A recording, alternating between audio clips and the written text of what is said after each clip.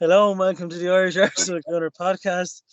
It's Thursday, the 16th of February. A special one this week since we played Manchester City last night. I'm your host as always, Jonathan Giles. I'm joined tonight by Eamon Donnelly and Ian Gunnery. How are you, lads? All good, all good. Thanks for having me. Evening, Jonathan. Happy finished show just after 9 to play the bingo there. When I was a player, we used to play bingo before the match there with Don Rivy. Nowadays, they hold up these substitution bars. If I was playing for Leeds United, I'd say, check. We've got a line there. We have a line. Oh, it never gets old. Never gets old. It's good to have you back, Eamon, after not happening on Tuesday night. Good evening, all. Myself and Craig missed just being Valentine's night, so it was a romantic one too. The views, I might as well go to the stats on that one. The views were 46 and I got 3 likes. Yeah. So Did you get any roses? you can see what way that went down. I believe Jonathan, as the great Brian Clough said, Rome wasn't built in a day. But then again, I wasn't on that job, son. You know?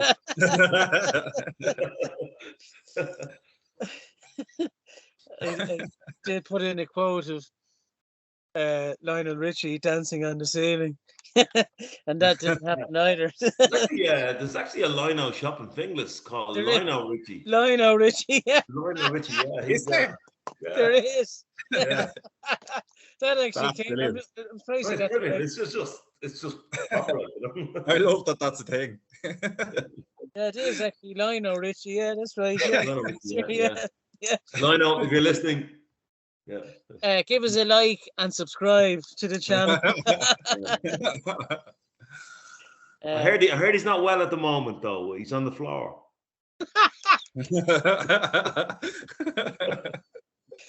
Jesus. Eamon, you're on fire tonight. This should be a good one. I think we might start doing this on Thursday night. If it's bingo night, we'll do it on Thursday night. Kelly bingo Tuesday night. Bingo on. How's there? Yeah. Oh, stop the lights. As always, you can catch our show on the Dublin Arsenal YouTube channel and on all other social media outlets, including Spotify and Instagram. And Martin will always add daily content, anything Arsenal related. So thanks to Martin Stumble for that. Give it a show, listen to as well, Beyond the Last Man. Always worth a listen. And Eamon's been on it a few times as well. Pretty good show. Thanks to our sponsor, clubgolf.co.uk. Use DubArsenal10 for a 10% discount and catch all the matches throughout the rest of the season in the Europa League and Premier League in the River Bar in Dublin City Centre. And a shout out to your band, Eamon, the Rods and Mockers, is it? That's the team tune at the start of the show, so that's from Eamon's crowd. So Eamon is a man of many talents. You're right. We're so lucky to have him. I'm not sure about that. See what happens on Tuesday. There wasn't the thousands of views as there was last week. I'd just like to dedicate this show before we kick on into the review of the City game to my uncle who passed away sadly on Monday due to cancer. He fought a brave fight for a year and a half. So I'd like to dedicate this week's show to him and for the rest of the month as well. And to donate to cancer.ie and pieta.ie because they do great work for patients going through the trauma really of cancer, and they do for families as well. So, you know. I actually hadn't heard that, Jonathan, so I'll make a donation to that after this show. Cheers, thanks, Ian. Appreciate Absolutely. that. It's sad to hear that, Jonathan. Yeah, cheers, thanks, lads. Such is life, sadly. On tonight's show, we'll be reviewing last night's 3-1 defeat to Manchester City, unfortunately, and doing a preview of the game on Saturday against Aston Villa, 12:30, another early morning one. Straight to last night's game. Goal came from a penalty from Saka, and John Hartson I think it was Shay Given. Sorry, he was looking at Premier Sports. Shay Given said it wasn't a penalty, and John Harrison says it was, and it was a clear penalty. And City goals, of course, was De Bruyne, Jack Grealish, and that man we all know now, 26 goals, is it? Erling Haaland. Disappointing result. Level on points though, 51 points each, game in hand, which is most important for us over City. I'll come straight to Eamon. Your take on last night's match? Yeah, well, I know that there's a bit of a commentary gone around saying that we bottled it. I don't think we did. I think that the Man City that turned up to us last night beats everybody. Beats everybody. They had that game face on, and I thought for the first half, we threw it at them, and we were difficult. We were as difficult for them as they were for us. You know, I thought in the first half we were brave. I thought in the second half, to be honest, they were the better team, and they're a way more advanced stage than us. They were the better team on the night, and if Man City played like that every week, they'd lose 0 games, but they don't. But they came to our place knowing they had to play like that, and they did. And they have a better team than us. I think we knew that at the start of the season. I don't think there was any great revelation last night that they're a better team. But I think in the first half, we showed the level we were at. In the second half, probably not. I think there was a few pivotal moments in the game. In fact, we created not more chances, but better chances last night than we did against Brentford. And I was at the game against Brentford. I wasn't on the show the other night, but I was at the game against Brentford. Eddie, Eddie, who's a very good goal scorer, should have had 2 goals in his 2 out of 3 chances, particularly the first header, the one that came off his shoulder. And the one that he slid in, But look, it didn't happen for us. A couple of things I noticed. And there was another great chance when Granit Xhaka got caught in 2 minds. He had to come up, pull the trigger, and he did neither. But excuse me, we did enough to hurt them in the first half. I thought. I would say my only complaint about decisions and the refereeing and all of that type of thing was City had a rotational foul system on Bukayo Saka. Bernardo Silva in particular, but he got away with murder, but he was fouled every time he got the ball. And at one stage, you got up and said, well, you could actually read his lips. How many times? And I think there's something that association football can learn from rugby. And that's when the referee calls his names together and say, look, the next time, it doesn't matter who it is, you're getting the yellow card. Right? Yeah. This guy is being rotationally fouled the whole time. Doesn't matter if somebody who hasn't committed an offence, you're getting the yellow card. I think the Gabriel mistake for the second goal, there's a couple of mistakes in Gabriel. We know this, but he's been very good all season. And to be honest with you, I think that was third legs because Haaland's movement is so good. Yeah. And he tires you out. Watching him, it demands full concentration and full physical energy. And I just think Gabriel hit a third pass, If City gave Haaland the ball more often, we probably wouldn't be having this conversation about, but they don't. But look, I think the first goal, and Mickey Arteta said that we gave them 3 goals. I actually think we gave them 2.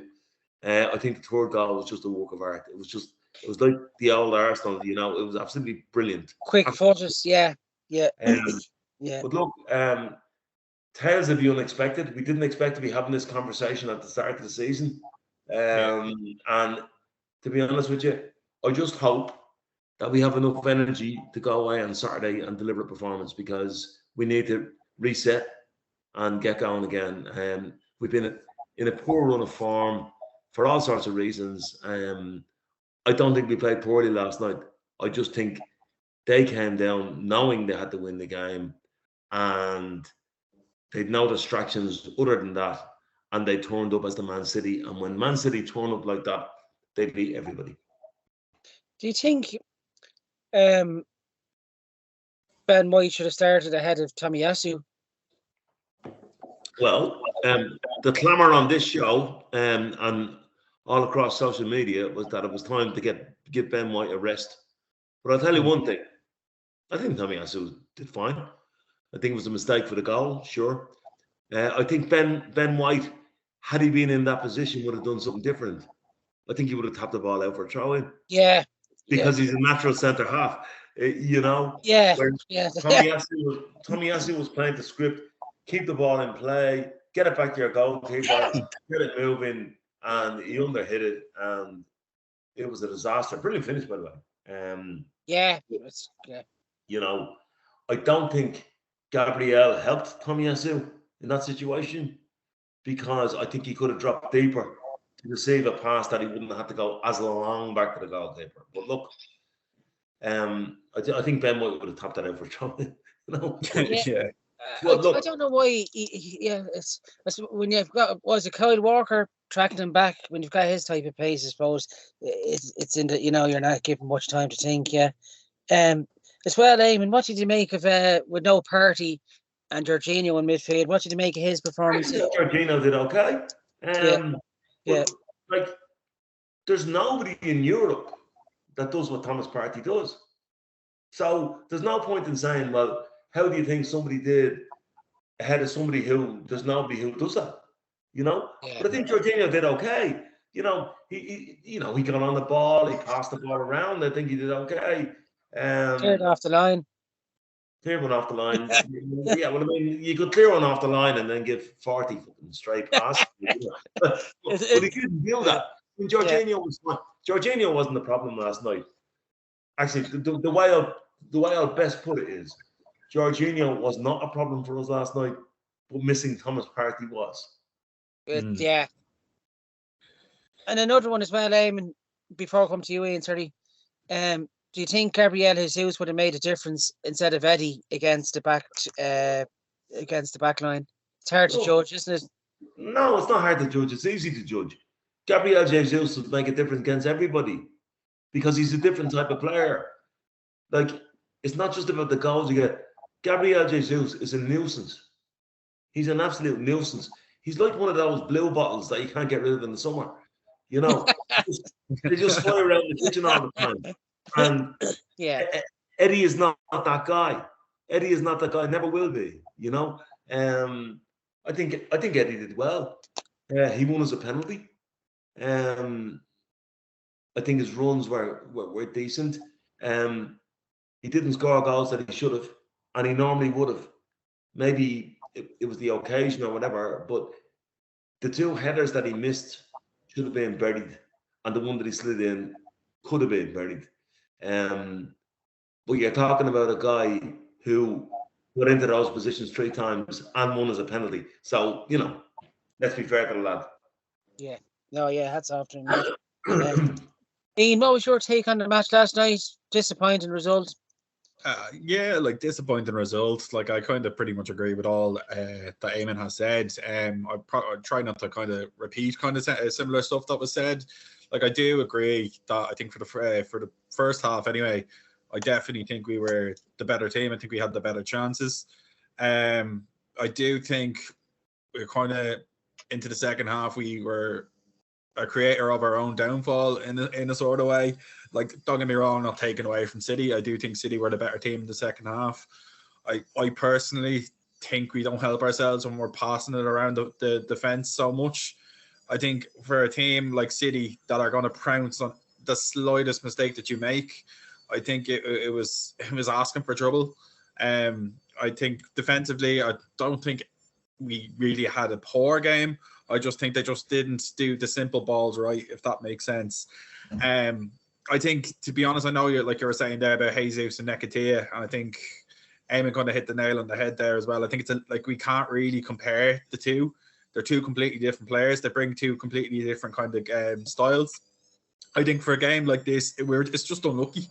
I mean, on another day, Eddie could get a hat trick with the chances that he had. You know, it's just unfortunate, and I think maybe the game got to him, like the pressure that came with that. But I think overall, I think there's lessons learned there. They're a young team. Like, I think we're still the youngest team in the Premier League, if I'm not mistaken.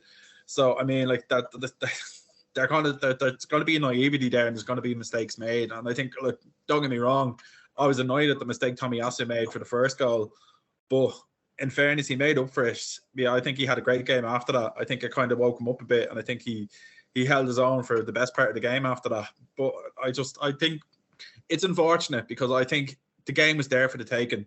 I think that's what hurts the most. I think it was like City were there in the first half, where we could have easily been 2-3-1 up. Do you know, like I think that's what hurts more. I think on another day we could have really took them to the sword, but it just wasn't to be. But I as Eamon kind of said it as well, if you said this at the start of the season, we'd even be having this conversation. Like, you'd be laughing. Yeah. You know, like you genuinely would. Like, I was happy with top 4 at the start of the season, and like I never ever thought we'd be having this conversation. And I think, look, it's still early days. Like as Eamon said, if City play like this, they beat everyone. But like the thing is, City don't play like this every day. Like, I mean, this is the same City sides that like drew with Everton at home, lost to Brentford at home. So I mean, they're not invincible. They're not invincible this season. They will drop points. It's just a question of what we do ourselves. We just have to focus on our own games, bounce back at the weekend if we can. But look, it wasn't our night. I think there's improvements need to be made. I think we should have made substitutions earlier. I think when Trossard came on, he made a massive difference. I think he should have probably came on a little bit earlier before, I suppose, we were 2-1 down. But look, you can make changes early, and it goes against you as well. So it's very hard to judge that. But yeah, look, it wasn't our night. I just make one further point. I remember the Beast from the East in 2018, and I was supposed to be going to the home game. Oh yeah, remember? Yeah, Arsenal Man City. Yeah, and I actually got as far as the airport, because it was the only bloody flight that said not cancelled. Right?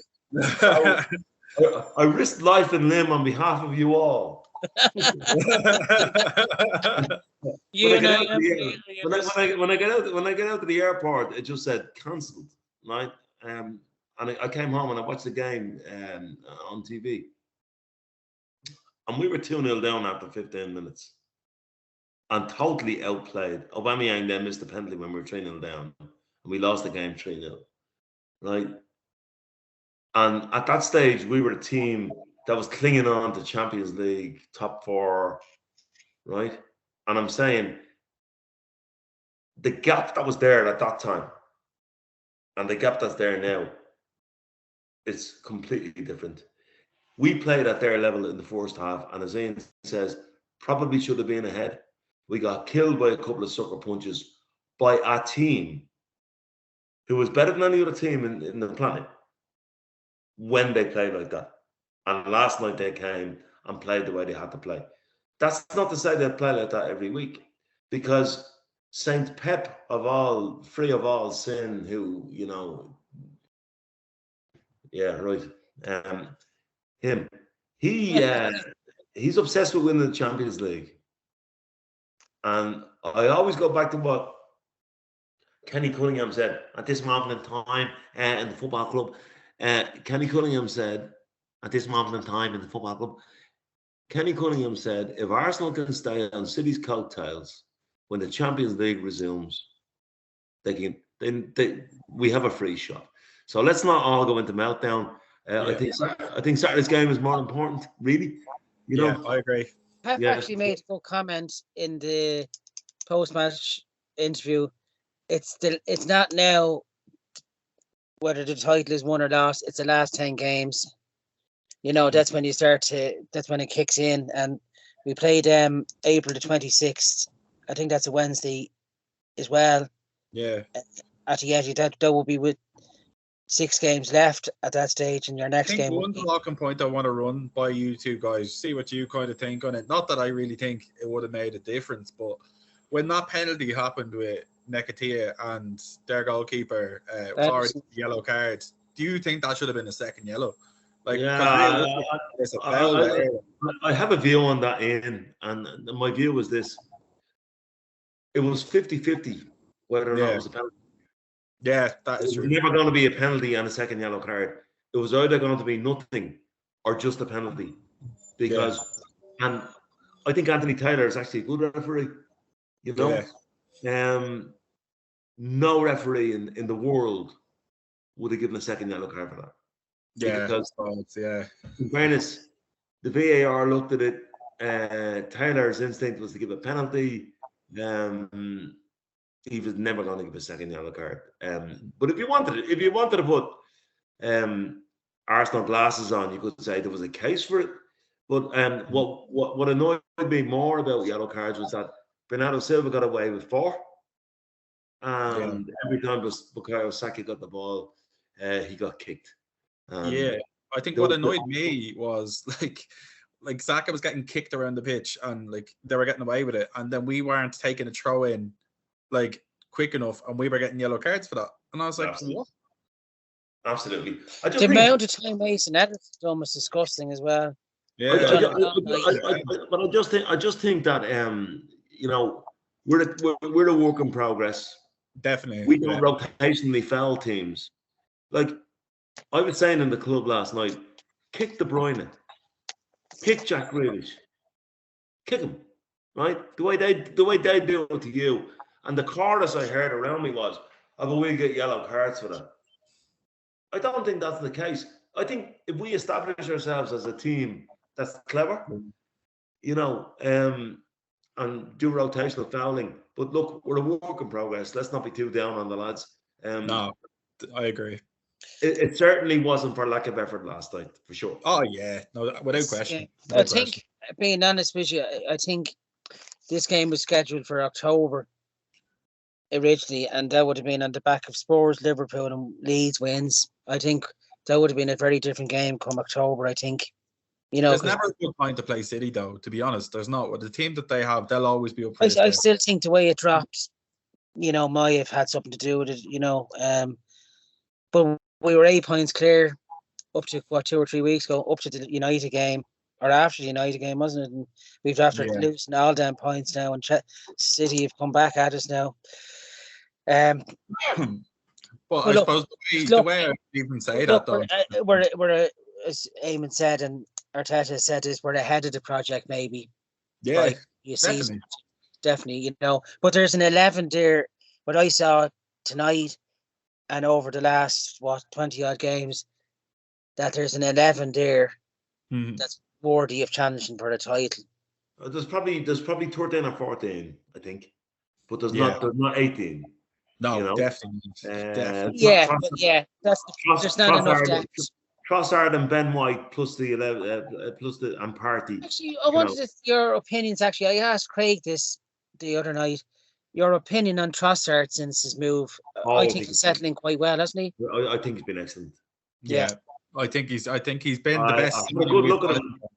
I had a good look at him on Saturday when I was at the game, lads. Yeah. And what did you make of him? Yeah. I'll tell you what I made of him. Even as a spectator, it was hard to read his body shape, what he's going to do next. So imagine what it's like for a fullback. You know, you know, no, I think he's been a good addition. But look, I always say we're safe from relegation. Next target is Europa League. Next target is Champions League. Blah blah blah blah blah. But the reality is, if we beat Villa on Saturday, which we may or may not, but if we do, we're still well in the title race. Yeah, and look, I as I said to Jonathan before we actually went live, I was like, it's very naive on City's part or City fans to think that it's a given for them to go to Forest and win, because when you are playing a team that's fighting to stay up and they're fighting like with all their might, and they're at home as well, that's never an easy game. I don't care who's playing. Ian, you were doing so well up to now. I thought he's not. You're a very good analyst, but I'm going to call him out on the show. You were the one last night on the thread. They said we bottled it. Well, we did. We did. I'll put my hands up. I'll put my hands up, and I'm not going to say that. He also said we beat Everton 4-2.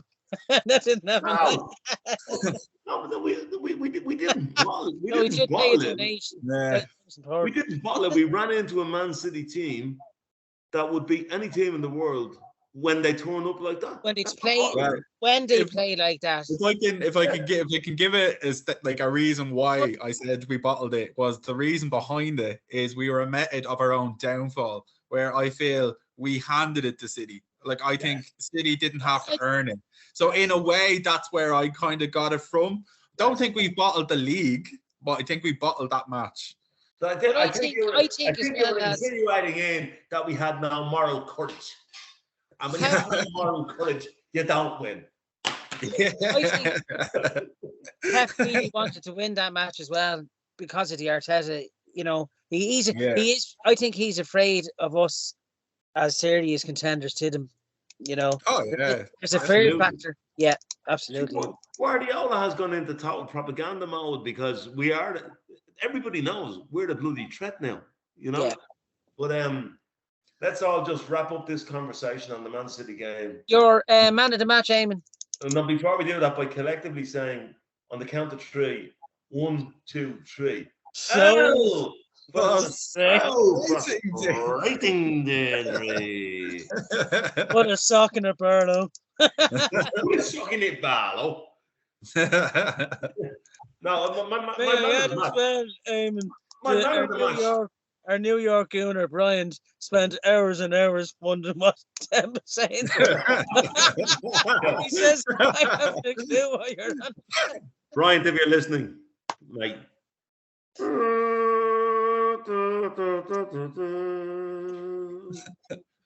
Newton and Ridley, the brewery. Now, man of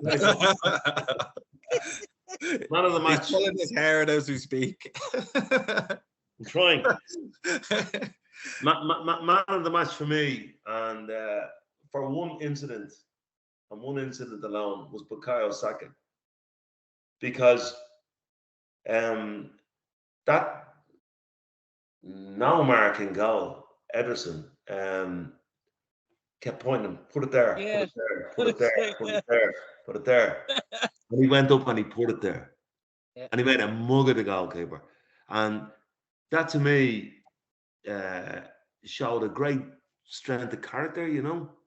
And he was Bukayo Saka was good all night, by the way. Yeah. And he was hacked over completely. But to do that under the pressure he was under and to be as cool as he was, man of the match for me. Dean? Yeah, like I think it was between Saka for ourselves, and I did think Jack Grealish had a good game for Man City as well. Like I thought, like the two of them kind of brought a lot to the game. I think from Saka's point of view, I think the penalty, as Eamon mentioned, I think that just showed the pure skill that he has, and he doesn't let the pressure get to him. I think Grealish caused us an awful lot of trouble as well. I think he knows how to get like stuck into players, and he's easy to kind of he's just got pace for days. Ian, why didn't we kick him? I know. Did you watch the game between Seven Sisters FC and them? Jack Grealish got about 20 kicks in that game from different players. Yeah. We didn't do that. That's the point I'm making. We're a bit naive, you know? Yeah. Oh, yeah, absolutely. I couldn't agree with you more. But they'd be the two players between the two of them, to be honest. Yeah, I'd probably give it to. I don't think I'd give it to Jorginho. I thought he done okay. You know. Okay. Yeah. No. Hats off. He did okay. Jonathan, I agree with that. Yeah. To step in for Partey as well, you know, after the season he's after having, and to only be newly joined as well. And I thought as well, Trossard done okay when he came on. There's a bit of threat in him, you know, nearly a penalty with the Walker incident as well, you know. So yeah, anytime he's come on, he is an impact sub. You know, he does impact the game at some say, you know, it could be worthy of a start soon as well. I think definitely the Europa League when it returns, Henry. You know. Yeah. But that result leaves us tied now on 51 points each. City ahead with 23 played and ourselves with 22. And that game in hand is against Everton coming up on Wednesday, March the 1st. So that's a big one. I think that's a home, isn't it? It is a home, yeah.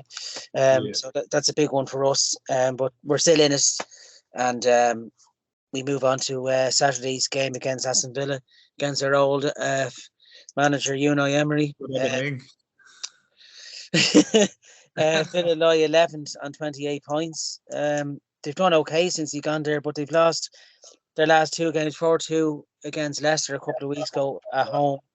And then they got hammered 3-1 against City away. But, you know, you can nearly write off going to City. You know, it's nearly a free hit. We won 2-1 back in August against Villa. They completed a 5-5 start. Jesus and Martinelli got the winner.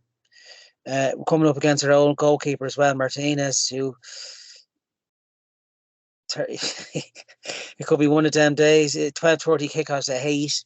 I really hate him because we get very rarely anything out. And, you know, Villa away be tough, I think. But I think we've enough there in us to get. I'd probably go with a 2-1. You know, just after the last few games results we've had, just to get a win. You know, I think just to get back to winning ways would be nice.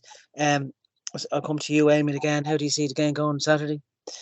Well, I might see the game because I might be up at the bullring drinking cans of 10 and super extra. Like, I mean, put a sock in a burlo. There's no way you can predict this game, right?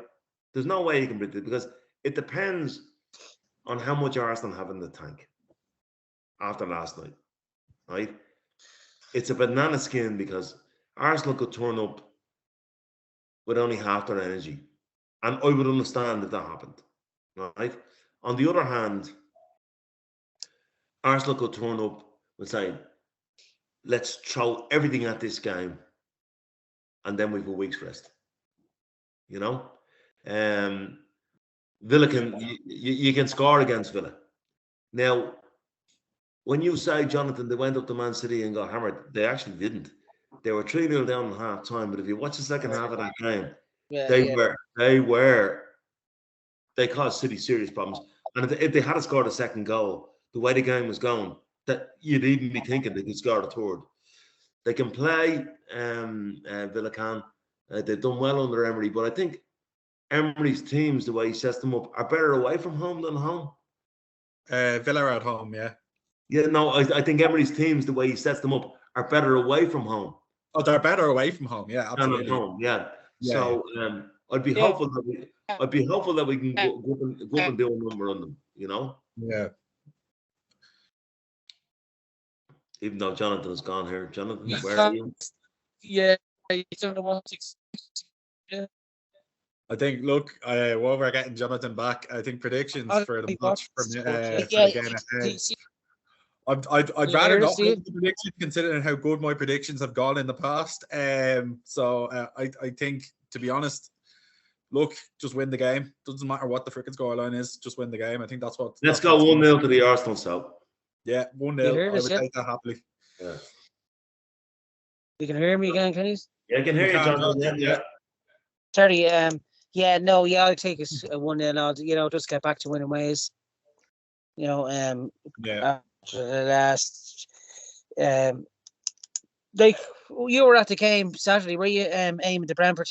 How do you think we deserved to win that game? Because I didn't see any of it due to family.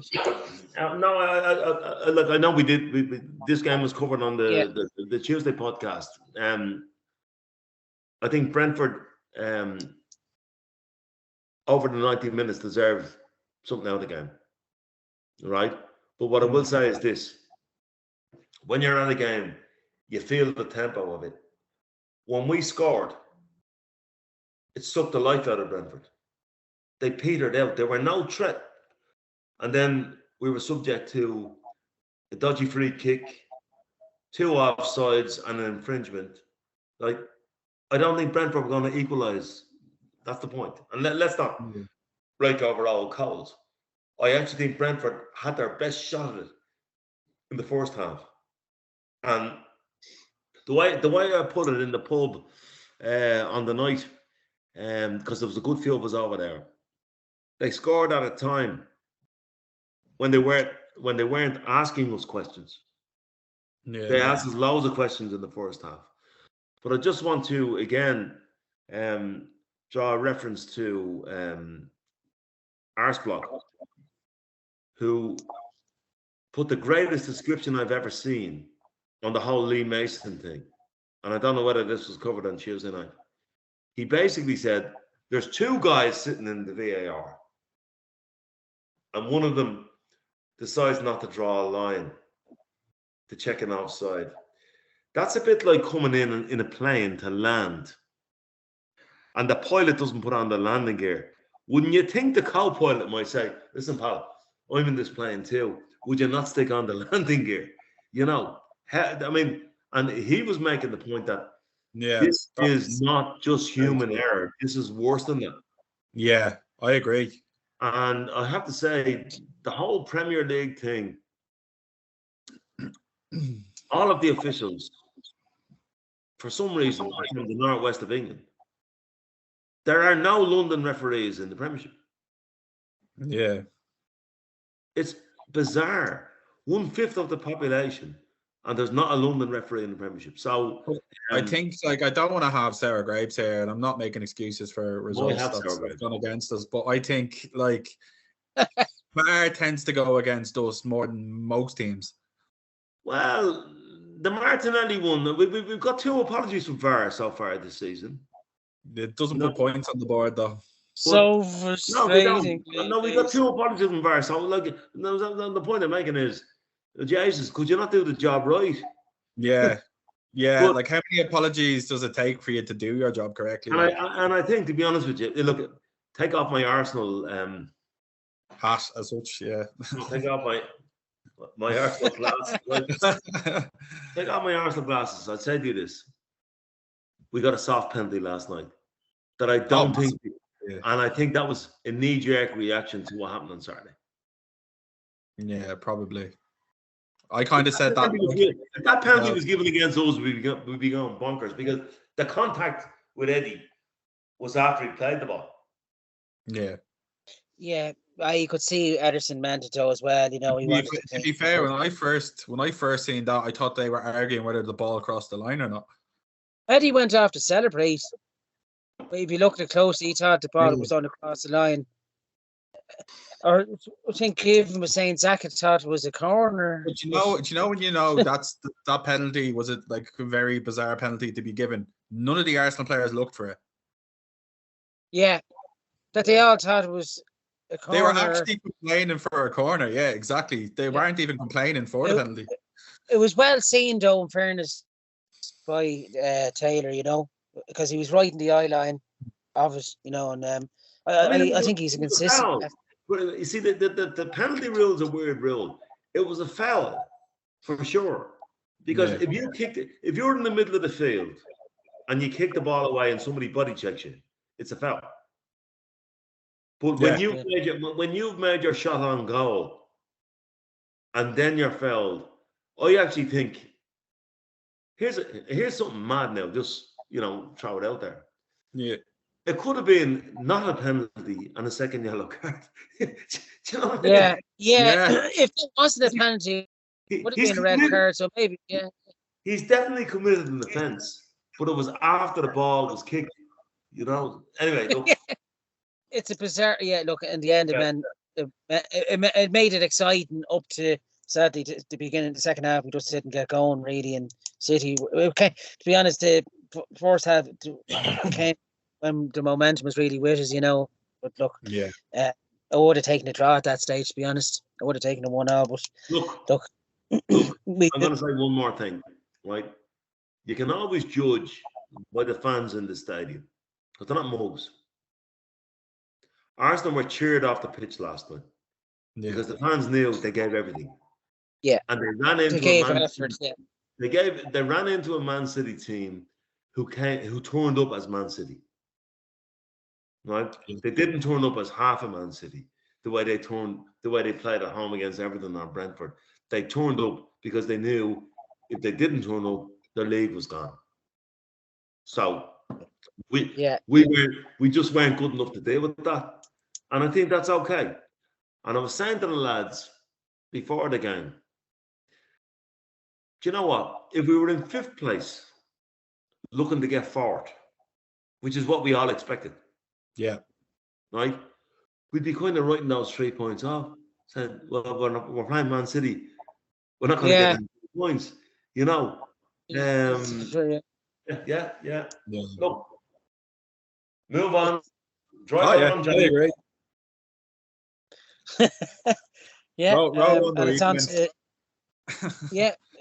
Aston Villa is live on BT Sport 12:30 Saturday morning.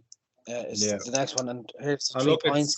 It's prime time being an early kickoff to put the pressure back on City. So exactly, get back to top of the table and let us. You used to have an omelette there. We'd have an omelette about 8 o'clock in the morning. Hot 5 o'clock in the morning. A couple of Panadol will do me for that hour with the hangover.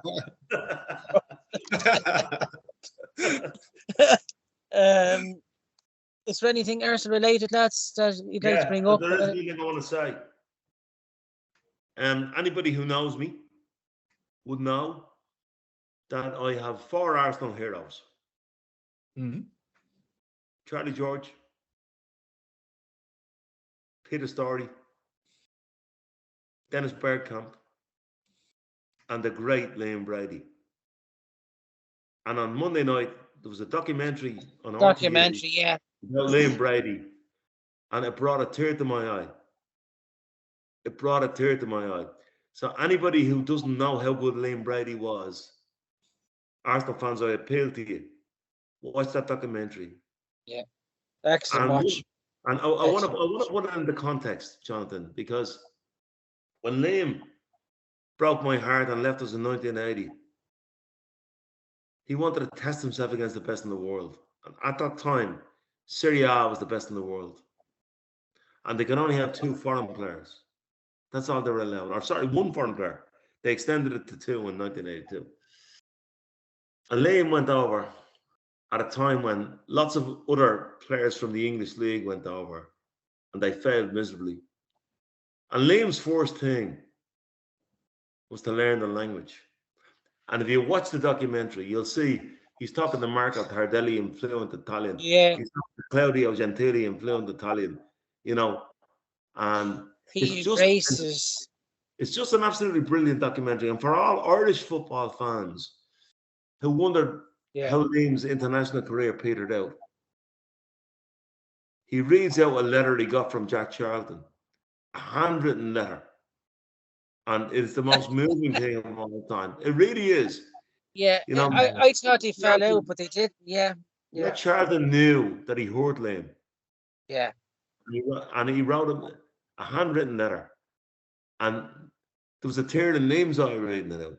Yeah, there was actually. Yeah, it's the only time I saw him. Particularly Irish Arsenal fans, if you don't know how good Liam Brady was, and you haven't watched that documentary, well, then it's on you.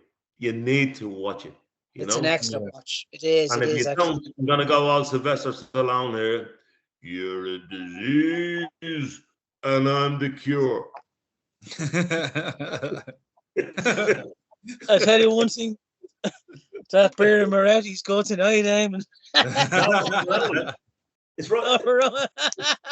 Peroni. Great choice. No, this is Roy Orbison beer. Do you know what Roy Orbison beer is? Only Peroni. Yeah. I just want to say, Liam Brady, are you listening? Eamon lost a head of hair over you from 1980 onwards. Liam and I share the same kind of hairstyle. Eamon, you wear it better. Look. No, it is. It's an excellent. Every Arsenal fan knows who Liam Brady was. I'm just saying. Watch that documentary. Yeah. It is incredible. And there's two things as well. When I was watching that, when he was walking out to the Juventus and Sampdoria fans, and he had his shirt held up, and they all. Yeah, I was just going to say that to you, the applause and all, incredible from every generation, incredible.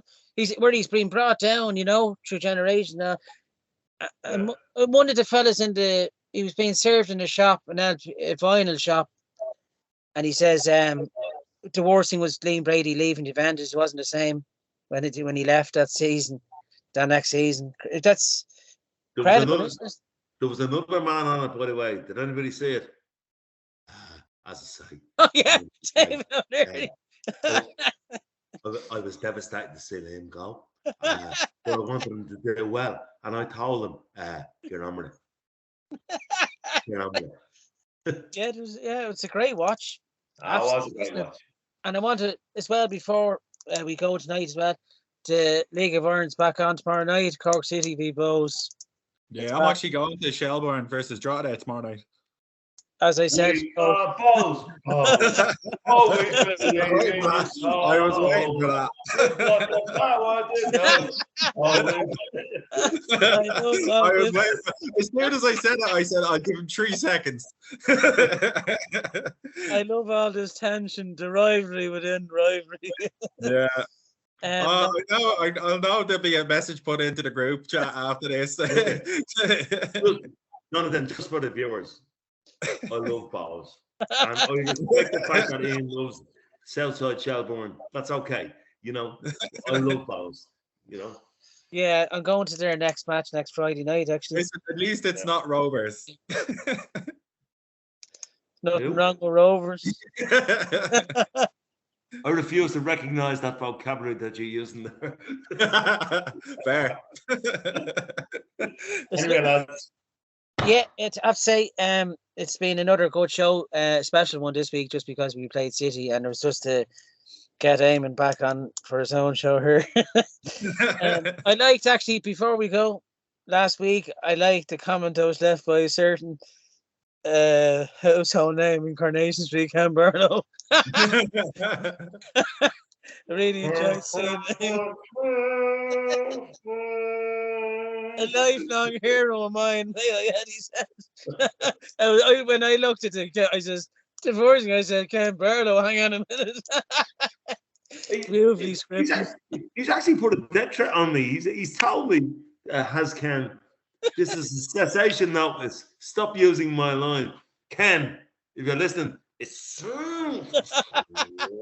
legendary. What a stocking of Barlow. Yeah, we'll be back next Tuesday night to review the Villa game and preview Leicester City next Saturday as well. Jonathan, can I say one thing before we go? Yeah. A message to all Arsenal fans of the Arsenal. Let's not be too despondent. We are family. Stick together. Let's fucking go for it, yeah? Okay? Let's do this.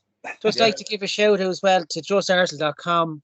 They've tagged us on the last 2 shows, and our views went 3,000 and it was around 2,000 early last week. So thanks to them, and give their page a look at as well. Show will be up on the Dublin Arsenal YouTube channel and on Spotify and other social outlets. Cancer.ie and Pieta.ie to any donations. Tribute this show to, as I said at the start of the show, to my uncle who sadly passed away on Monday, Sean Giles. So until Tuesday next, lads, thanks for listening and thanks for your company. See you around. Pleasure. Thanks so much, guys. Thank you. Take care, guys. All the best.